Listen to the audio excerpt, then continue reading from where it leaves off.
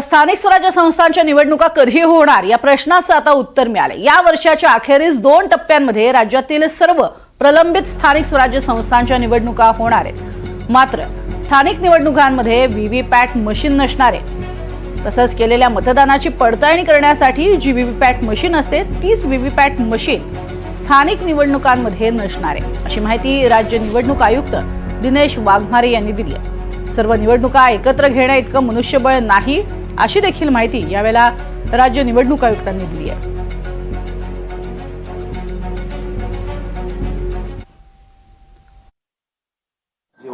त्यांना घरी वोटिंग करण्याचं काही फॅसिलिटीचा विचार नाही, सध्या तरी म्हणजे नाही आहेत। आणि विशेष करून या इलेक्शन स्थानिक स्वराज्य संस्था इलेक्शनमध्ये व्हीव्हीपॅट जे आहेत व्हीव्हीपॅट सुद्धा वापरत नाही, कारण व्हीव्हीपॅट वापरणं शक्य होत नाही, कारण की 4 जर आपल्याला निवडून द्यायचे तर 4 वेळा ती बीक वगैरे त्याच्यामध्ये खूप वेळ जातो। आणि पूर्वीपासून स्थानिक स्वराज्य संस्थाच्या इलेक्शनमध्ये व्हीव्हीपॅट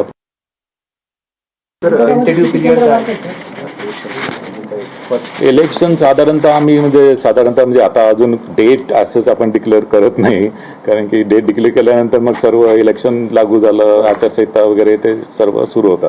पण टेंटेटिव्हली आमचा प्रयत्न राहील की ऑक्टोबर एंड पासून दिवाळीनंतर हे सर्व इलेक्शन प्रक्रिया सुरू होईल। दरम्यान यावरती उपमुख्यमंत्री अजित पवार आणि एकनाथ शिंदेंनी प्रतिक्रिया दिली आहे, पाहूयात। पूर्णपणे निवडणूक आयोगाचा अधिकार असतो, राज्याच्या निवडणूक आयोगाचा।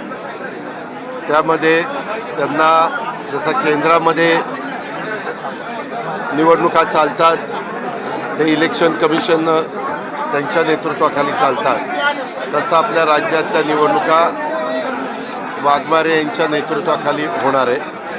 आता त्यांनी काय सांगितलं मी ते काय ऐकायला नव्हतं, परंतु माझ्यासारख्या कार्यकर्त्याची हीच भावना आहे, पारदर्शकपणे निवडणुका व्हाव्यात, त्याच्यामध्ये कुणालाही शंकेला जागा नसावी आणि कुणी मतदानापासून वंचित राहू नये, अशा माफक अपेक्षा आम्हा लोकांच्या आहे।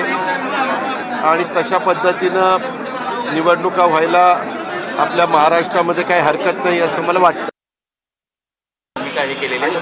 गोंधळ होऊ शकतो हां, त्यामुळे नेमकी आपली मागणी काय असणार आहे, व्हीव्हीपॅट असावे की नसावे या संदर्भात?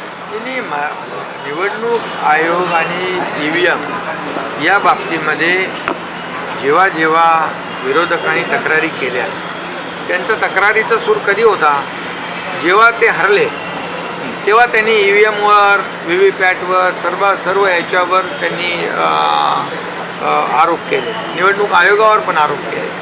परंतु जेव्हा ते जिंकले तेव्हा EVM चांगला आहे, निवडणूक आयोग चांगला आहे, सर्व चांगलं आहे, हे काय रडीचा डाव आहे खरं म्हणजे। आणि म्हणून यामध्ये जे काय ट्रान्सपरन्सी असली पाहिजे मतदारांमध्ये आणि जनतेमध्ये, अशीच भूमिका आमची सरकारची आहे।